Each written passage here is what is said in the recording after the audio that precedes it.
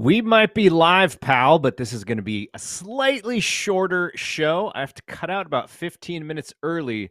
So, Andrew, that means you may need to do your Excalibur impression when we start talking. You're just going to have to zip through everything as fast as humanly possible. We got Dynamite coming up and facing a Dynamite, a Grand Slam. You want me to do it that way? I can do it. It's like the Micro Machine guy. Yeah, but you're going to run out of breath, though. That's the problem. Yeah. So let's actually start. See, you mentioned this last week, and I don't know how many people picked up on it, but you mentioned that AEW was going to be on Max at some point in 2024. And then on Mat Men, you kind of went in deeper. And I think you mentioned a number of shows that they're going to do next year as well, correct? Yeah, so I was told it's a full monthly schedule. So I don't know if that's a pay-per-view every 4 weeks or 6 weeks, like sometimes it doesn't even out. But Right. I think the intention is to run 12 pay-per-views a year. So I think the big question is, and we'll get to the news that actually came out of Warner Brothers Discovery today about the BR tier on Max. In your estimation, is this going to be a deal where AEW is on Max from a pay-per-view perspective? And if so, are we talking the ESPN UFC model where it's an additional payment, or is this going to be more like WWE and Peacock, do you think? So I it's funny. Yesterday I spoke to somebody there, and they were it was interesting because that was my question was, is this going to be tiered? Like, are you charging me $9 a month or $10 a month for this, or is it going to be available, or are you going to do the ESPN model? And I guess he didn't feel comfortable telling me. So I don't know the answer, but we did see today that there's a press release. I don't think it makes sense for them to do a $50 pay-per-view every month. $600 is a lot of money. It's a ton of money. So are your viewers conditioned to pay you $50 a month? The UFC viewers obviously are. WWE, not so much anymore. In AEW, they probably are in the middle here because you're paying for 4 to 6 pay-per-views a year, and you're getting over 100,000 buys for this. But when you start saying, and look, I'm going to throw a lineup to you, right? We had a pay-per-view in August, right? Yes. Okay. We did not have one in July. Did we have one in July? No, Forbidden Door was end of June, right? Okay. End of June. We had May, June, 2 pay-per-views. We had nothing in July. We had an August pay-per-view. We had a September pay-per-view. We have an October pay-per-view. We have a November pay-per-view. And I'll say this, I'm willing to bet there is a December pay-per-view coming as well. So that is interesting because, and the reason why it's interesting is because there's also supposed to be an ROH pay-per-view that month as well, right? There's an ROH pay-per-view that month as well. So that's a lot. Again, I'm not. Listen, knock on wood. Luckily, I'm in a financial position, and I cover this for wrestling, so I'm going to order them. But if I wasn't covering it for wrestling, I probably would skip a couple. Right? That's a lot to ask too quick when you haven't conditioned me to want this. So I don't really know the direction as far as are they going pay-per-view like the ESPN model, or are they going to bundle this and hope that it adds a new found viewership for Max? I don't know what the percentage of AEW viewers versus that have Max versus don't have Max is. I don't know what their anticipation is as far as subscriptions go if people sign up for this. I think if this $10.99, this $9.99 plan that they announced today is interesting to me, but they were very adamant that AEW was nowhere near this at this point. But it makes sense because the deal's not complete yet. So I think there's a lot of logistics that have to jump in. That's why I'm aiming towards 2024, even though I had heard rumblings as early as November. And I don't feel super confident with the November date, so I'm just saying 2024 right now. Did that help? Right. Did that add a little more insight on this? No, it does. It helps. And also, I think the thing that intrigues me, okay, so you mentioned this, that they just sent a press release out today. and WBD Sports Premium Live Sports. I don't know why sports has to be duplicated there, but basically, there is going to be a Bleacher Report Sports add-on to Max. This is the rumored thing, the rumored sports tier that we've all been talking about for the last couple weeks. The BR, the Bleacher Report branding, is something that I mentioned here a couple months ago, probably when I was doing some stuff for BR, and they had mentioned. I talked to somebody there who had mentioned that he thinks that there is going to be some BR branding on Max, and here we go. And so the idea is that on October 5th, there's going to be this new sports tier. It's going to be an add-on. I don't know why, like it's just the funny language. Add-on, tier, whatever they're deciding to call these It's for packages. SEO reasons, Garrett. You should know this. Where you have to pay more. So there's going to be a slate of sports coming. Now, from what I understand, it's going to basically be simulcasts of stuff that is going live on their content channels, on Turner, on all the Turner channels. And it's right in time for the Major League Baseball postseason, and then a couple of weeks before NBA opening night, and a week before the NHL season begins. So this add-on is going to be free until February, when it will then be an extra $9.99. And I think the February timeframe is because that is right before March Madness. I believe the NBA All-Star Game is right.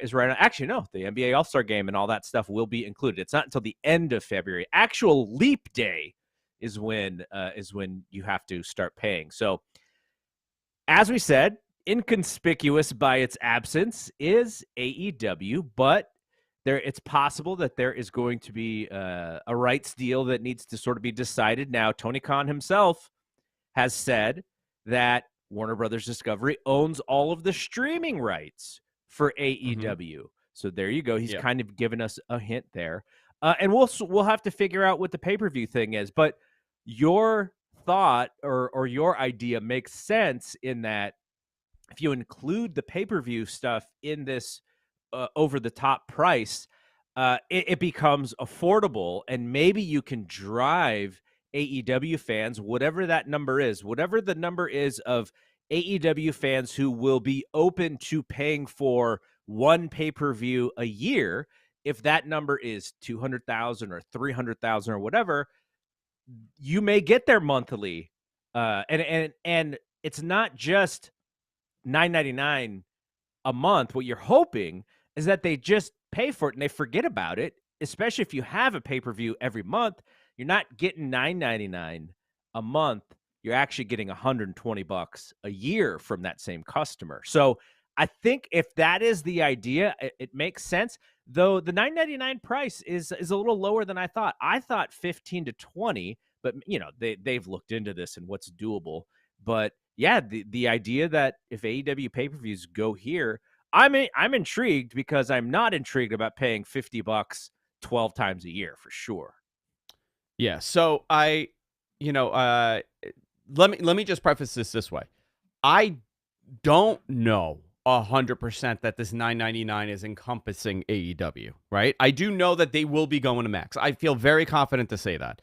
I don't think the deal is done or anything in that sense, but I feel like it's headed there, especially with BR being absorbed now, essentially, right? Isn't this what it's telling me?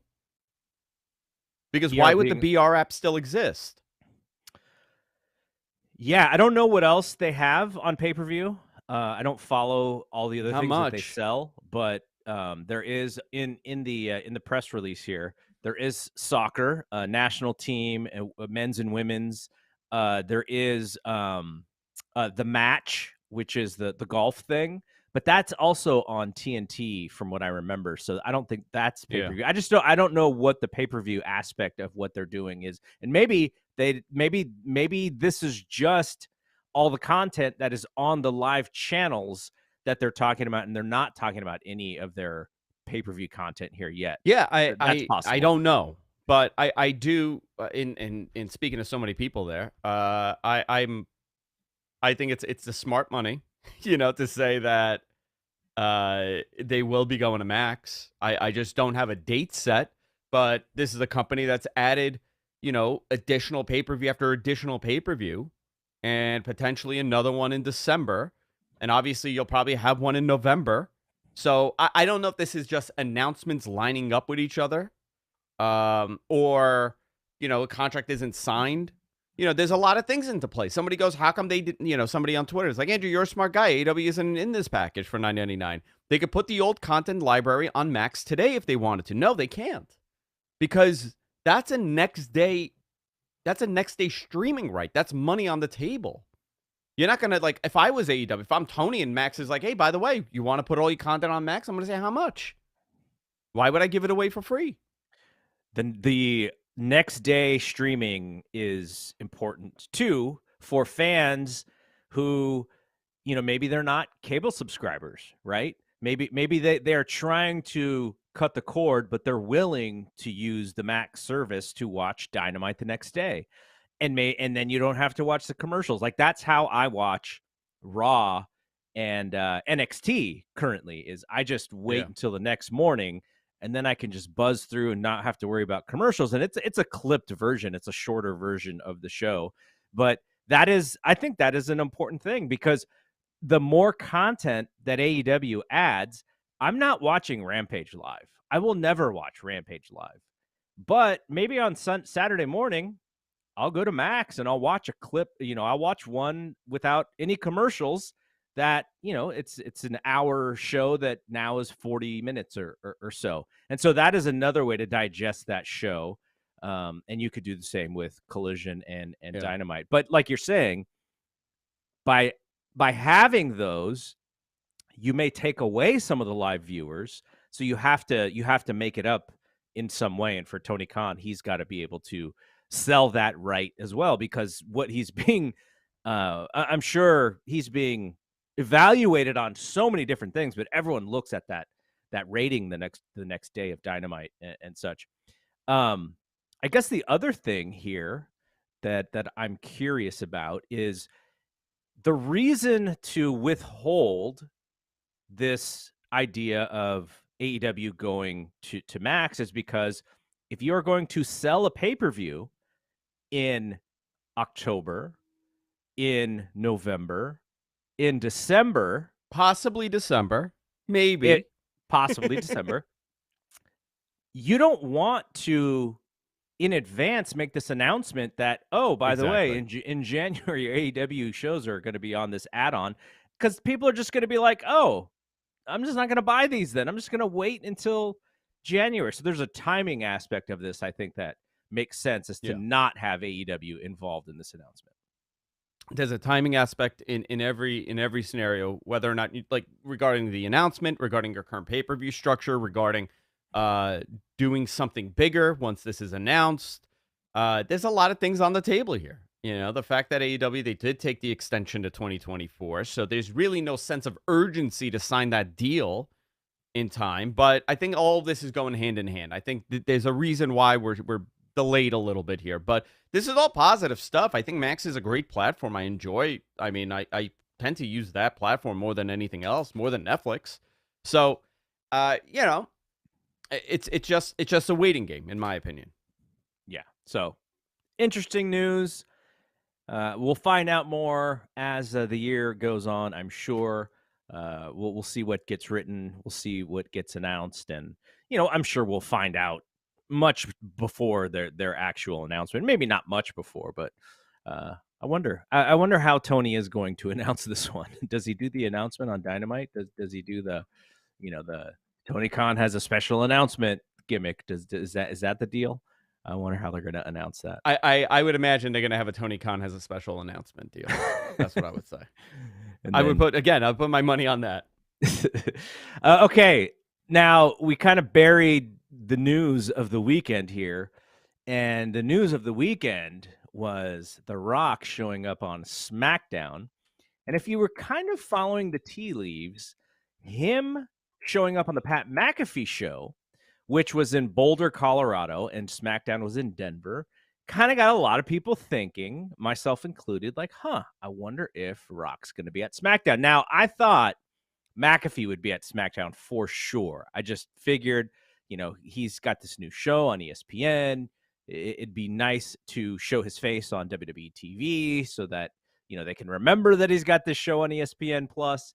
And then The Rock also showed up. And I heard from, I would say, no less than, I don't know, 5 or 6 people who I would consider to be wrestling fans from the 90s and not currently necessarily wrestling fans, at least the way that we watch, for sure. No one's that hard of a wrestling fan, but I heard from a bunch of people going like, "Oh my gosh, Rock is back on WWE. What's going on?" So it helped in that way with with those lapsed fans who were Attitude Era fans.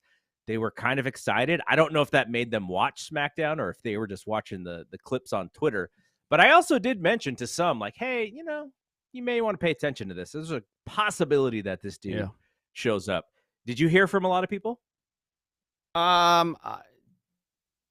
Afterwards, yes, for sure. I think people were shocked that he was there. I think, normally WWE doesn't do these surprises anymore.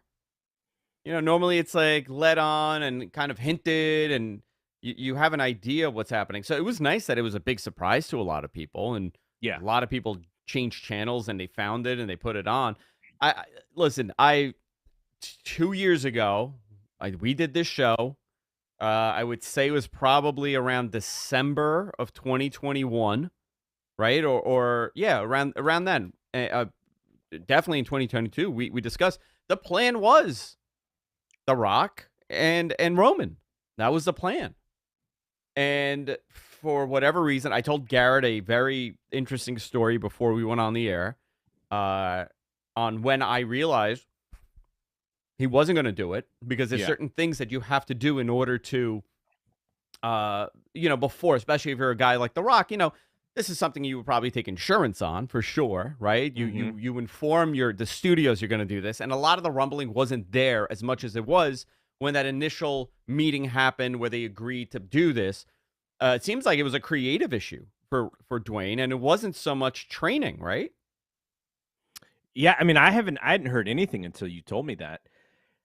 What do you think, though? Because this seems fully related to the SAG-AFTRA and the writers' strike. It seems like he has free time, so now he can sort of think about this again. We're coming around to WrestleMania time. The strike is still going on. We know that in recent memory, the Rock's Q score has probably not been this low in a while with the Black Adam He's having fiasco. some PR issues. Yeah. Black Adam fiasco, XFL sort of not really doing much. He had to go back to Vin Diesel and do more Fast and Furious stuff when he said he was. Is that what he's doing? Do it. He's in the post trailer or at the end scenes of the latest Fast and Furious. Okay, he's in that scene, and I think they're doing another Hobbs and Shaw. But he said he was never gonna reconnect with that franchise, and it sounds like he'll be in a new Hobbs and Shaw and possibly part 2 of the latest Fast and Furious. But so all these things have been kind of negative for him, and then now they've got this strike. So I see it as, let's spread a little bit of cheer and goodwill, and let's get the people back with Rock doing what they know that he does best. But my question is, they could resolve both of these strikes tomorrow, and then all of a sudden, well, maybe not at the end of this year, but there's going to be a push to get all of these projects done that they've had to put on hold. So that's a wild card for me on whether or not he's going to do WrestleMania. Is just what's up with these strikes. And he's got the time now, but he may not have the time in a month when but all it's of a easier, sudden, I would say it's easier for him to have the time then, even though he has the time now, because there's nothing ahead of him. He could commit to something. He could turn around and say, well, no, that's a blackout date for me because I have to get ready. So he can say for the next 8 weeks he's not filming anything because he hasn't committed to any kind of filming. Hercules, he had already committed to Hercules when he took on the project, with WWE the last time he wrestled, and it became a disaster. So uh, I think this is a pretty good shot, and you also don't have too many more years to do this. Nope. This is it. I think 40 is really listen, they could do it. They could do it in 5 years, But I'm saying if for it to mean something big, you got to strike now. His PR image is not that great. Also today they announced the XFL and USFL are merging. I sort of wondered if that was happening because Yeah. the XFL definitely hurt the USFL's ratings because they went before the USFL. And this was year 2 of the USFL, and their numbers were down big time. And I think due in part to the XFL being ahead of them. A lot of fans probably didn't even realize that they're 2 different leagues anyways. I'm going to tell you. Endeavor's going to buy them. They're going to hand it to Vince, and Vince is going to just go off into the sunset running his football league. We're back to 20-something years ago. Oh, my God. Oh, man. So I guess my last thing here for this Rock thing, and we can table it and move on, but if you were to make a bet, and, you could give a percentage if you want, but do you really think this is happening? That The Rock will wrestle Roman at WrestleMania? Yes.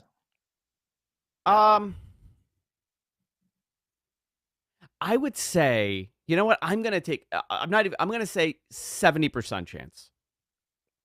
That's a good percentage. I'm not going to be conservative with it. I'm just going to go, I'm going to say 70% chance. I think, listen, they saw the reaction to him, right? They saw the reaction. And you had a show with John Cena, The Rock, LA Knight is hot right now. You have something going there. Yeah. And is it possible that they can continue having something going? Because there's a storyline happening on Raw where Jey Uso is not a welcomed member of the locker room. Could this be a setup for one CM Punk coming back to WWE? I've seen a lot of people reference the Cody promo from last night with Kevin Owens about, this kind of seems familiar. Second chances. Cody wore out his welcome a few different times. Who else has done that in multiple places? None other than one CM Punk. What did you think of that? And did you kind of tie those things together? Some people did. I didn't until someone made that reference. I was like, oh yeah, that kind of makes sense. Well, I didn't either until I heard Dave talk about it on Observer Radio, and I was like, oh, that is interesting. That final, I think people have forgotten about that last or second to last, I think it was the last promo that Cody cut on AEW TV. And he brought up CM Punk. Remember that? It was like very random. It was like a very much I took it as he was starting a feud with him. And there was a time that he was leaving. You don't normally mention somebody when you're leaving like that. So, listen, Cody's a brilliant professional wrestling mind, and so is CM Punk for all of his flaws. I think Cody knows that would be a mega, mega match for him to have. Especially, I think he understands it. And this is why I brought it up, especially if he's not getting Roman this year. He needs something else, right? You know what? If he's not getting Roman this year and he's getting Rock and Roman are in that match, I mean, the other night you do CM Punk and listen, we're playing fantasy booker, right? I have no idea. I don't know how welcome he is, depending on who you ask. Cody could be a lot of people giant troll right now to all the wrestling fan base, but I think everybody could be becoming a giant troll. I think that's a possibility. But does he show up with the real World's Championship in his garbage bag? In his felt garbage bag? That's his thing. He just chugs it around. You never see it on TV. I think, to say this about Punk, I think it is a shame not to have him in wrestling. I think it's a shame not to have him on TV. You don't get a guy like that too often that can control an audience. And whether you think he was the big draw on Dynamite or on Collision or not, the reality is he was an important, vital piece in that company as far as people watching him on TV. WWE could benefit from this tremendously. They could figure out a way to make it work. Uh, you put him in a Hannibal outfit and he just gets wheeled out to the ring and released, and then you just wheel him back. You could do that. I don't know. Like, everybody's asking, like, is Survivor Series the date? I have no clue. I have zero clue, and I don't think anybody will know until it happens. We don't even know if he can show up, right? As far as what his contract was with AEW. I think he said 2 months. Did you hear him on that commentary? He said he has another 2.5 months. So that's is that what 90 he days, said? Yeah. Somebody said something about, like, where else is going to pop up or something. He's like, well, I got about 2.5 months left. When he did the commentary on the MMA show? Yeah. Oh, okay. No. Oh, that's interesting. Huh. So, I mean, that would make sense because it was 2 weeks ago. So now there you go. You're looking at a 90-day non-compete. Yeah. Very intriguing stuff. Very, very cool stuff. I'm very into this. Another person who we believe is headed to WWE is Jade Cargill.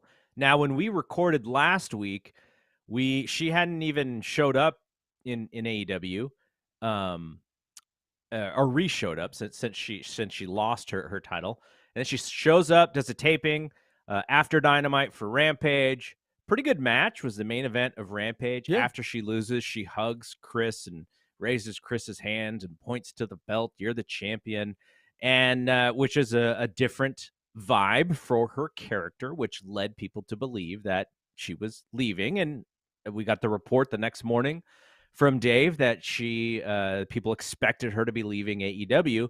And what did that mean as far as going to WWE? Now, we've gotten more information, including Dave this morning saying that WWE has a high-level creative currently being thought about for her. So that tells me that she's coming to the main roster and she's not going to NXT. Have you heard anything about that?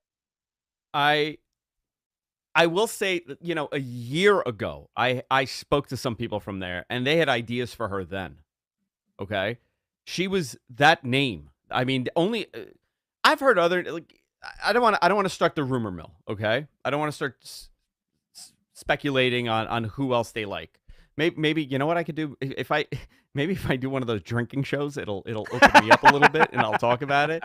Because the last time I mentioned somebody's name, and I got yelled at by that person because now that I made their life a little difficult. So, I think for Jade, they listen. How do you not look at her, okay, and say, yeah, that's who I need on my TV? God damn, she's a total package. Just perfect body, beautiful woman, has the height, has the presence on TV, has a very unique look, doesn't look like anybody else on that roster. I can tell you there are other people, there's a lot of other women and there's a lot of other men that are in AEW, and they kind of blend in, right? There's people that blend with each other. Again, I don't want to knock anybody, but there are certain people that you see them, they're wearing the undies, they're wearing the knee pads, and they're wearing the elbow pads, and you just look at me like, okay, he looks like this person. Yeah. That doesn't exist with Jade. And I don't think it ever will. There's nobody that looks like her. You have built-in programs from the beginning to do. Her and Charlotte, for sure. How do you not do that? Her and Rhea. Her and Raquel. Just big presence. Yeah. And from day one, I always heard positivity coming from the WWE side about her. I don't think it was, because I brought this up a couple of weeks ago, and someone's like, well, do you think it's like a case of, now that we let her go, we want her? No, I don't think WWE could have ever created her. I think she had to do it on her own. This was, something that she worked very hard at. Now, the question is, what's her schedule going to be like? Does she want to do that schedule? That's hard. But I guess she's determined to do it for sure. I mean, I could see the trajectory of her in that company and her being on all those red carpets and all those TV talk shows. That's what they want. And the fact that she's represented by WME already. Right. How do you not go there? It only makes sense. Your agency owns WWE. Of course they're going to advocate for you. Yes. That is a thing that I haven't heard many people bring up, which I think is very important. And, historically, WWE hasn't been great with outside projects, right? Like Dave and I were talking on Friday that they were going to there was some talent. I think Charlotte and Liv Morgan were supposed to be in the Mildred Burke movie, and they were even on the IMDb page, and they ended up not being in it. So this would also be, I guess, a slight change if Jade is able to do more outside stuff because of this connection with WME, William Morris Endeavor. So that's the part that I'm interested in, because let's say now this is looking like way into the future, but historically they've kind of been anti these outside projects, but now maybe that's a little bit of a leverage tool for them. But why Like, would they? Why would they? Right? Like, you got Logan Paul there. Logan's brought in for a purpose, not because he's a great wrestler. I mean, he is. He's a fantastic wrestler. It's actually, I would say he's the best non-wrestler to ever wrestle. I've never seen anything like it. But you have him, you have access to him for what? Like the big shows, and then maybe every now and then for a secondary show in Saudi Arabia. That's how you utilize him. If Jade gets big enough and she does other things, why can't you utilize her like that? Why does it matter anymore? That tradition of spots belonging to people, that's out the window. You have a whole different company now.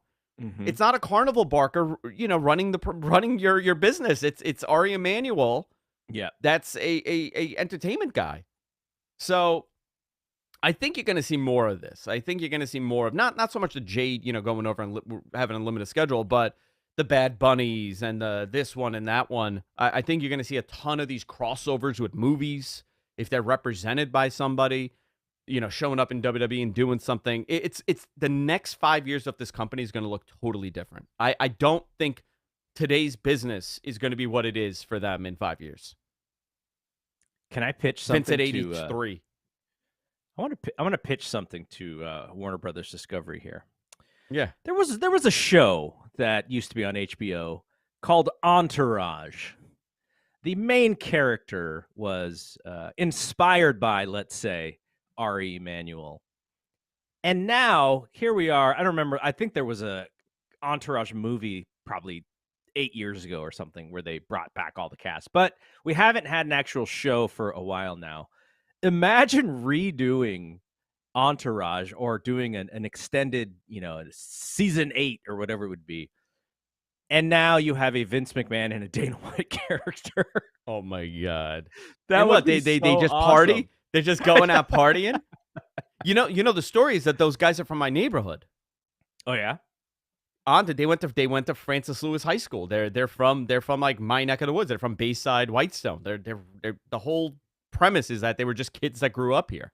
So how many turtles have you met in your life? I know all the turtles. I mean, that guy, there's so many turtles. It's actually unbelievable. That's awesome. No, I think it'd be so funny because, WBD obviously they are not related to WWE.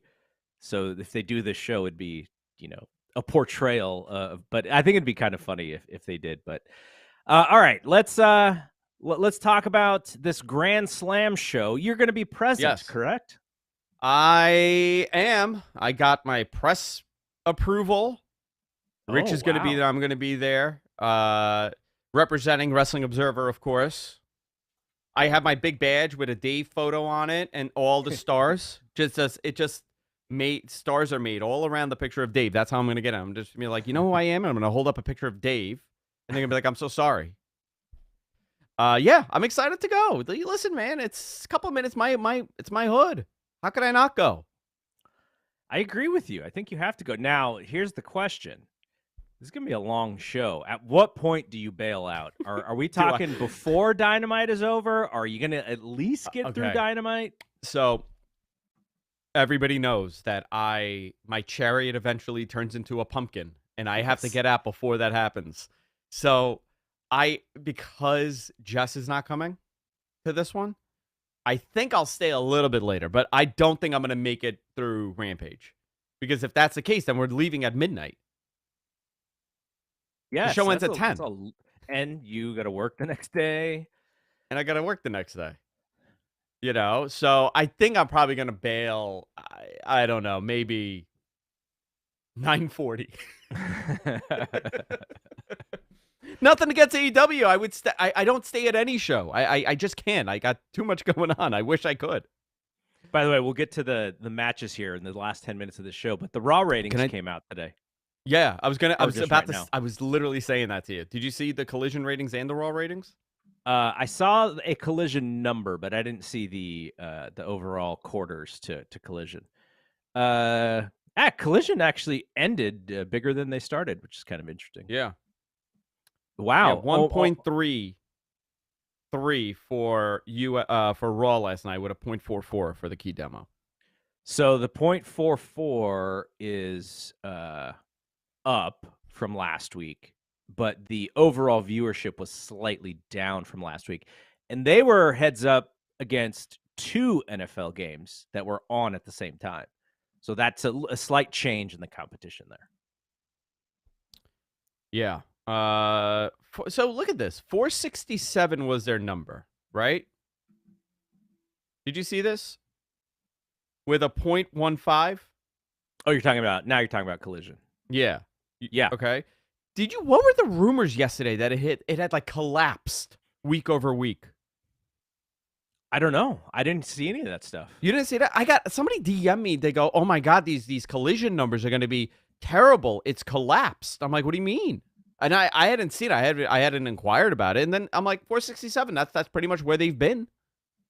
Yeah. I mean, I see some people trying to spin it as like really good. I don't know if it's really good, but it's not dying. Yeah, like that Rampage say, number on Friday. It feels like that show is dying. Listen, Rampage, it really, what they really need to do is focus that into becoming your developmental show.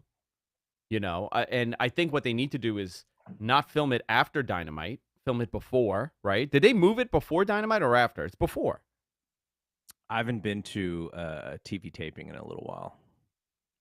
Okay, so, I would say move it ahead, move it forward, and then have one big match to end it, and then you move, you film your Dynamite and you're out the door at 10 o'clock.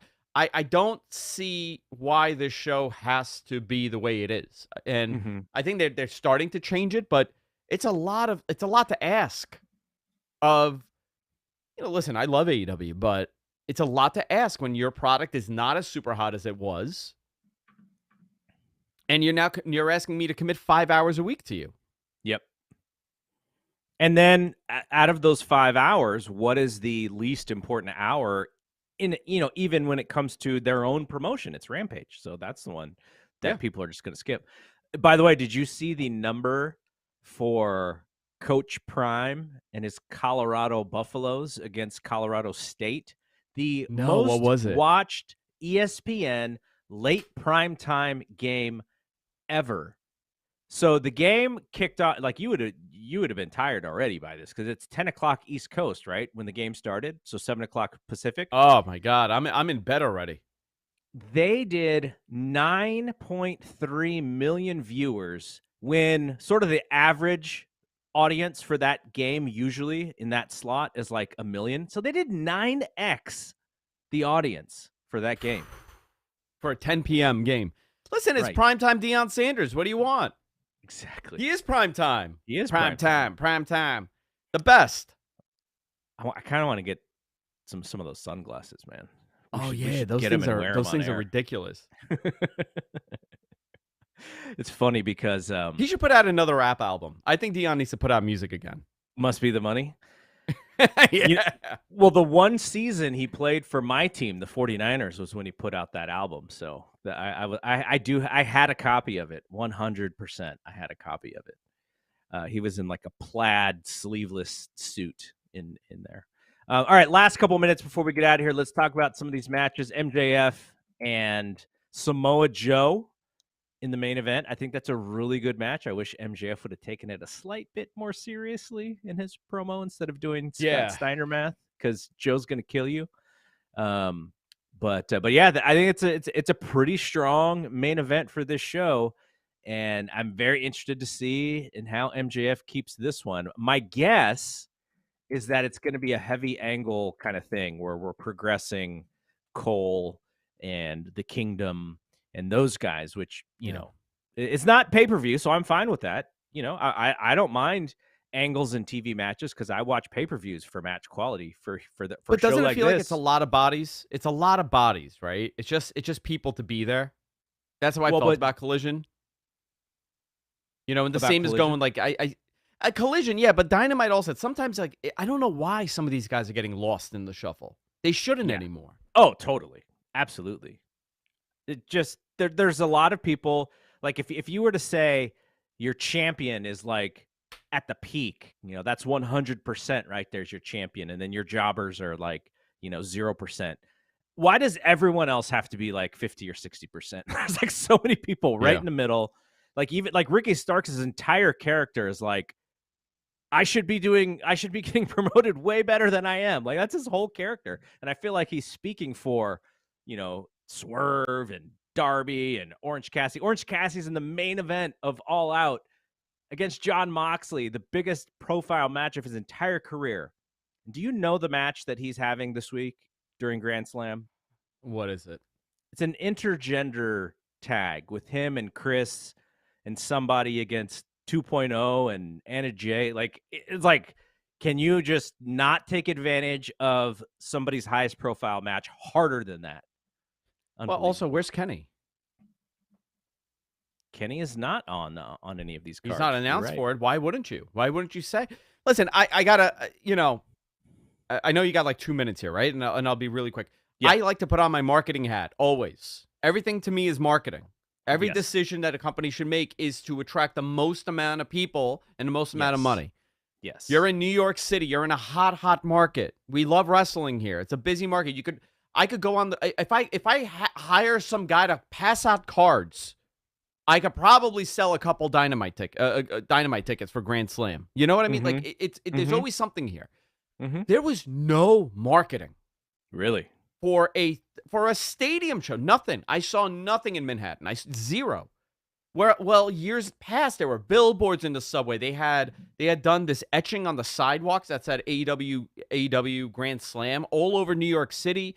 There was something happening. I feel like, these ticket sales, yeah, things are cooling for them, but I blame marketing. I don't blame their product on TV. It's an attraction show. So you should be able to at least have 10,000 people in that building. They're shy of that. They're at 8,900, 8,800 right now. Yeah. I think that was a mistake. And also, not having John Moxley in a premier match. Why wouldn't you? John Moxley against Ray Phoenix is the international championship match. Kenny Omega not on the show, though. Like, because to me, I was like, well, what if Kenny Omega comes at the end of the show and Max is sitting there raising his hand and Kenny just points at him? But he just lost all the matches, so it wouldn't make any sense for Kenny to immediately be catapulted there. We also have Saraya and Tony Storm. We have Claudio and Eddie Kingston for the hardcore fans. That seems to be the match of the night. Yeah. People are loving that, though. You think I'm Homicide sorry. comes out? Well, yeah, you could do tons of stuff there, but what I was going to say is, I'm sorry, AEW YouTube. I don't have time to watch a 90-minute documentary on the feud of Eddie and Claudio, which I would have loved to, except, you just mentioned the 5 hours of TV, so I can't have 6.5 hours of AEW television to watch. Yeah, and then I agree with you. Chris Jericho and Sammy Guevara as well. That is your Dynamite Grand Slam show as announced so far. So will you have a report of your live experience for Mat Men this week? I will. You want me to do a live report while I'm there? That would be funny. Broadcasting live. Yeah, you should have you got to have the stadium behind you. You got to do the man on the street stuff. Just like start pulling people off the street. Do you know that AEW Grand Slam is happening? And see how many people say yes and no. All right. I do have to cut out a little bit early today. Have to have an appointment. We'll wrap it up at 2-ish. So I'm going to bounce out of here. But thank you to everyone who tuned in on video and audio. So for Andrew Zarian, I am Double G. We will see you when we see you. Peace out.